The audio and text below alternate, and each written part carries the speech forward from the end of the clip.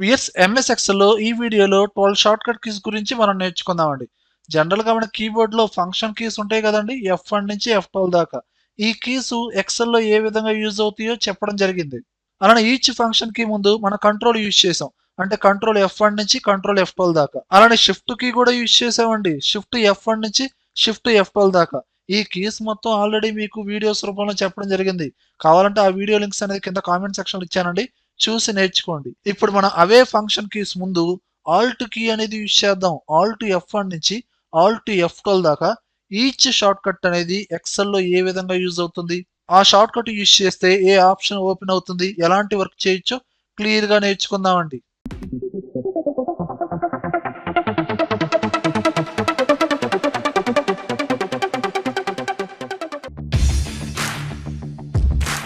General గా మనం select చేసిన డేటాకి ఒక కాలం చార్ట్ అనేది క్రియేట్ చేయాలంటే ఆ డేటాని సెలక్షన్ చేసి ఇన్సర్ట్ ట్యాబ్ లోకి వెళ్ళి ఇక్కడ కాలం చార్ట్ ఆప్షన్ ఉంది కదండి, దీన్ని క్లిక్ చేసి కావాల్సిన కాలం చార్ట్ స్టైల్ ని మనం చూజ్ చేసుకుంటాం.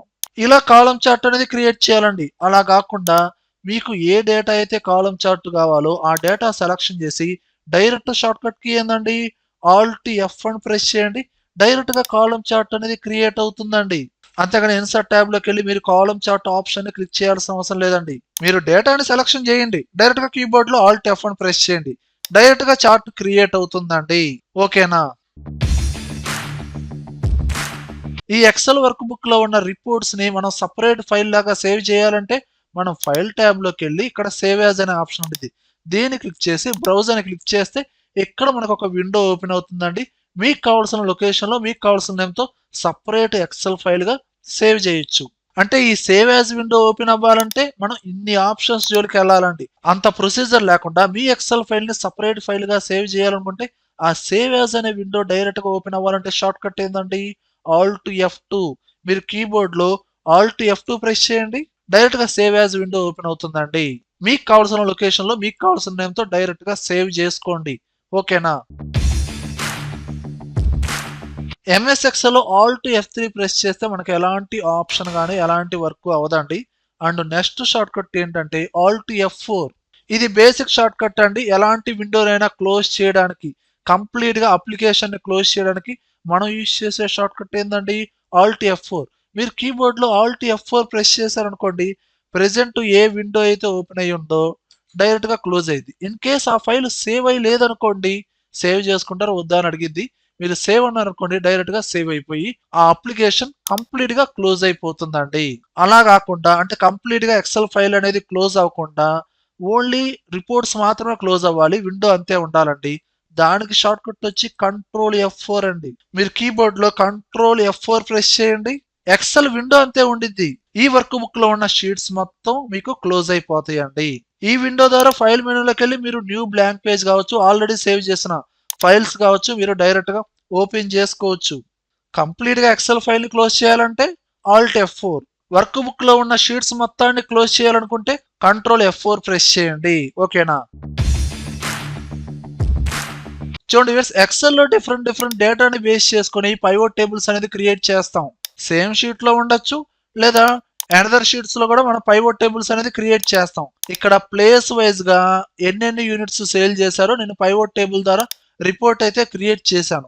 ఇప్పుడు ఈ మెయిన్ షీట్ లో నేను ఏదైనా డేటా అప్డేట్ చేశాను అనుకోండి, ఇందులో అప్డేట్ అవ్వాలనుకోండి, అప్పుడు ఎలా అండి, మనం ఏం చేస్తాం, ఎప్పుడైతే పైవోట్ టేబుల్ క్రియేట్ చేస్తామో పైవోట్ టేబుల్ అనలైజ్ అనే ట్యాబ్ వస్తుంది, అందులోకి వెళ్తే ఇక్కడ రీఫ్రెష్ అనే ఆప్షన్ ఉంటుందండి. దీన్ని క్లిక్ చేశారు అనుకోండి, డైరెక్ట్ గా మీరు అప్డేట్ చేసిన డేటాకి తగ్గట్టుగా పైవోట్ టేబుల్ అనేది అప్డేట్ అవుతుంది. అలా ఎవ్రీ టైము మీరు రీఫ్రెష్ చేయాలి అంటే పైవోట్ టేబుల్ అనలైజ్ లోకి వెళ్ళి ఈ ఆప్షన్ యూజ్ చేయాల్సిన అవసరం లేదండి. డైరెక్ట్ షార్ట్ కట్ ఉంది, అదే ఆల్ట్ F5. ఫర్ ఎగ్జాంపుల్ ఇక్కడ నేను తెనాలి ప్లేస్ లో క్వాంటిటీ అనేది కొంచెం పెంచుతున్నానండి. ఇక్కడ 11 ఉంది కదా, 100 ఇస్తున్నాను. అంటే ఎక్స్ట్రా క్వాంటిటీ పెంచాను. కానీ పైవోట్ టేబుల్ అప్డేట్ అవ్వలేదు కదండి, తెనాలి అనే ప్లేస్ లో 2506 ఉంది. ఇప్పుడు మీరు రీఫ్రెష్ చేయాలనుకోండి, ఆ పైవోట్ టేబుల్లో ఏదైనా ఒక సెల్ ని క్లిక్ చేసి పైవోట్ టేబుల్ అనలైజ్ లోకి వెళ్ళి రీఫ్రెష్ అనండి, అదిగోండి ఆటోమేటిక్ గా అప్డేట్ అయిందా లేదా. ఇప్పుడు నేను అగైన్ మళ్ళీ అప్డేట్ చేస్తున్నానండి. గుంటూరులో క్వాంటిటీ వచ్చి 100 కాదు, ఒక 200 అప్డేట్ చేశాను. గుంటూరు క్వాంటిటీ అంతే ఉందండి, 1774. ఇప్పుడు ఏదైనా ఒక సెల్ ని క్లిక్ చేసి డైరెక్ట్ షార్ట్ కట్ ఏందండి ఆల్ట్ F5. అదిగోండి ఆటోమేటిక్ అప్డేట్ అయిందా లేదా. ఇలా మీరు క్రియేట్ చేసిన పైవోట్ టేబుల్స్ ని రీఫ్రెష్ చేయాలంటే డైరెక్ట్ షార్ట్ కట్ వచ్చి ఆల్ట్ F5. ఈ షార్ట్ కట్ అనేది పర్టికులర్ గా మీకు ఏ పైవోట్ టేబుల్ అయితే సెలక్షన్ లో ఉందో పర్టికులర్ గా ఆ పైవోట్ టేబుల్ మాత్రమే అప్డేట్ అవుతుందండి. అలా కాదండి ఎక్కడున్న రిపోర్ట్ ని బేస్ చేసుకుని multiple pivot tables different sheets లో ఉన్నాయండి. అప్పుడు మొత్తం ఎట్ టైం ఒకేసారి అప్డేట్ అవ్వాలి. దానికి షార్ట్ కట్ సపరేట్ గా ఉందండి. ఫర్ ఎగ్జాంపుల్ ఇక్కడ విజయవాడ క్వాంటిటీ వచ్చి 44 ఉంది కదండి. నేను 100 అప్డేట్ చేశానండి. ఈ విజయవాడ కేటగిరీ వచ్చి స్పోర్ట్స్ అండ్ ఫిట్నెస్ అండి. ప్లేస్ వచ్చి విజయవాడ. అంటే ఇక్కడ క్వాంటిటీ అనేది మనం ఎక్స్ట్రాగా యాడ్ చేసాం కదండి. అంటే ఇక్కడ చూసుకుంటే మనకి ఇక్కడ విజయవాడ ఇక్కడ అప్డేట్ అవ్వాలి క్వాంటిటీ అండ్ ఈ పైవోట్ టేబుల్ అప్డేట్ అవ్వాలి. వేరే షీట్ లో కూడా ఉందండి స్పోర్ట్స్ అండ్ ఫిట్నెస్ ఇక్కడ అప్డేట్ అవ్వాలి. స్పోర్ట్స్ అండ్ ఫిట్నెస్ ఎంత ఉంది 812 ఉందండి. అలానే విజయవాడ 1994 ఉందండి క్వాంటిటీ. ప్రతి షీట్ లో ఆటోమేటిక్ గా పైవోట్ టేబుల్స్ అనేది అప్డేట్ అవ్వాలి. దాని షార్ట్ కట్ ఏంటండి కంట్రోల్ ఆల్ట్ F5. మీరు కీబోర్డ్ లో కంట్రోల్ ఆల్ట్ F5 ప్రెస్ చేయండి. ఇదిగోండి విజయవాడ అప్డేట్ అయ్యింది. మళ్ళీ షీట్ 4 లోకి వెళ్ళండి. ఇదిగోండి sports and fitness quantity update అయిందా లేదా. సెలెక్ట్ చేసిన పైవోట్ టేబుల్ వరకు మీకు అప్డేట్ అవ్వాలంటే షార్ట్ కట్ వచ్చి ఆల్ట్ F5. మెయిన్ షీట్ తో లింకప్ అయిన ప్రతి పైవోట్ టేబుల్ అప్డేట్ చేయాలంటే షార్ట్ కట్ ఏందండి కంట్రోల్ ఆల్ట్ F5. ఓకేనా.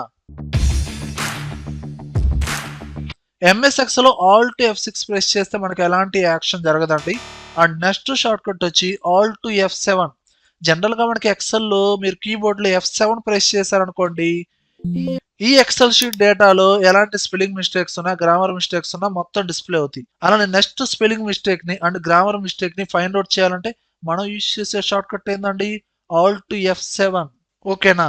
ఇక్కడ ఫ్యాషన్ స్పెల్లింగ్ తప్పు ఉందండి. పర్టికులర్ గా ఆ స్పెల్లింగ్ ని చూజ్ చేసుకొని కరెక్ట్ వర్డ్ ని సెలక్షన్ చేసి చేంజ్ కొట్టండి. నెక్స్ట్ స్పెల్లింగ్ మిస్టేక్ ని గ్రామర్ మిస్టేక్ ని ఫైండ్ అవుట్ చేయాలంటే షార్ట్ కట్ ఏందండి ఆల్ట్ F7. ఓకేనా. మనకి ఎంఎస్ ఎక్సెల్ లో మ్యాక్రోస్ ఉంటాయి. మీకు మ్యాక్రోస్ ఈ VBA యూస్ చేసి కొన్ని ట్రిక్స్ అయితే చెప్పడం జరిగింది. లిటిల్ బిట్ కోడింగ్ రాసి సేవ్ చేశాను. వాటి ద్వారా మనం ఈజీగా వర్క్ చేయొచ్చు. ఆ వీడియోస్ కూడా మీకు కింద కామెంట్ సెక్షన్ లో ఇచ్చాను, చూసుకోండి. ఆ కోడింగ్ ని మ్యాక్రోస్ రూపంలో పర్టికులర్ నేమ్ తో మనం సేవ్ చేస్తామండి. అలా సేవ్ చేసిన మ్యాక్రోస్ మొత్తం ఎక్కడ ఉంటాయి మనకి వ్యూ ట్యాబ్ లో. ఇదిగోండి మ్యాక్రోస్, దీన్ని క్లిక్ చేశారనుకోండి ఈ వర్క్ బుక్ లో ఉన్న మ్యాక్రోస్ మొత్తం మీకు డిస్ప్లే అవుతాయండి.